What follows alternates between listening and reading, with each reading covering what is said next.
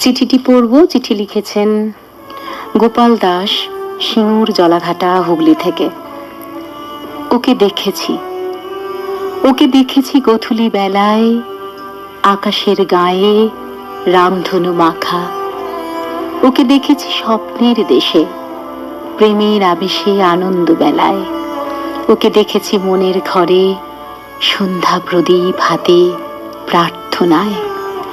ওকে দেখেছি প্রেম সাগরে, নদীর মোহনায় নীল জলে।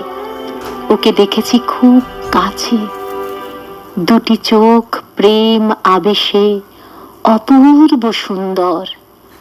প্রকৃতি, পৃথিবী, আর সুন্দর ওর কথা, মায়ার বাঁধন।